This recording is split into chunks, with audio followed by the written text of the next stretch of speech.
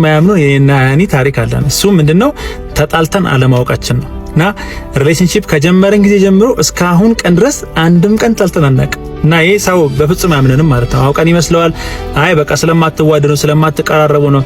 እግርና እግርም ይጋጫል እኮ ምላስና ጥርስም ይጋጫል ይላሉና በፍጹም ነው የማያምኑን ማለት ነውና እኔና እሷ ተጣልተን የማናውቅበት ምክንያት ሪሌሽንሺፓችን ላይ ሲሪየስሊ የሰራንበት ነገር ስላለ ነው። ከዛ ውስጥ አንዱ ኮንፍሊክት ማኔጅመንት ላይ አይደል የግጭት አፈታታችን ላይ ማለት ነው።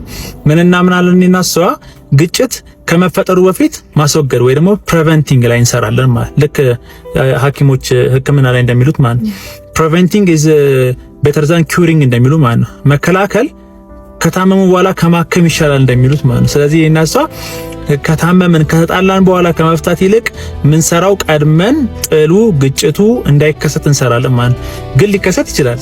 ያው አንፎርቹኔትሊ እኛ ጋር ተከስቶ ያቀም ሲከሰት ደግሞ ምን ፈታበት ደግሞ የራሳችን ጥበብ አለ የተማርነው ማለት። ስለዚህ ምን ሰራው ግን ዋነኛ ግጭት እንዳይከሰት ኦፕንሊ በማውራት ኮሙኒኬሽናችንን ዲቨሎፕ በማድረግ እንፈተዋለን ማለት ነው ከመፈጠሩ በፊት ማለት ነው። ያ ሌላኛው ደግሞ ኮሙኒኬሽናችን ላይ የሰራነው ነገር ነው። ኮሙኒኬሽን ሲባል ብዙ ሰው የሚያስበው በቃ እንደዚህ ያረከኝ ብሎ ማውራት ብቻ ይመስላል። እኛ ግን ለምሳሌ እሱ በሆነ ነገር ቢያስቀይመኝ አይ ስቴትመንት የሚባል አለ። ሰውየውን ቀጥታ አታክ ከማድረግ ይልቅ እሱ ያደረገው ነገር እኔ ላይ የፈጠረውን ስሜት ነው ማስረዳው።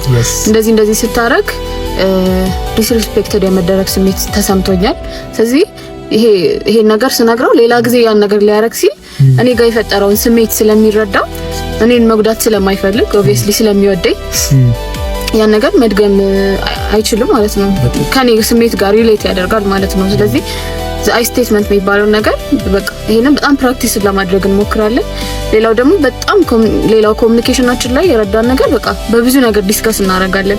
ለምሳሌ ፊልሞችን አይተን መጽሐፍ አንብበን የሆኑ ፖድካስቶችን ሰምተን በዛ ነገር ላይ በጣም ዲስከስ እናደርጋለን። ስለዚህ ብዙ ነገሮችን ቀድመን ነው በቃ ምንፈታቸው እኛ ላይ ሳይፈጸም በፊት የሌላ ሰውንም ኤክስፒሪየንስ የሰማነውን አንስተን በጣም ዲስከስ እናደርጋለንና በጣም ያ ነገር በጣም ጠቅሞናል። ኤግዛክትሊ።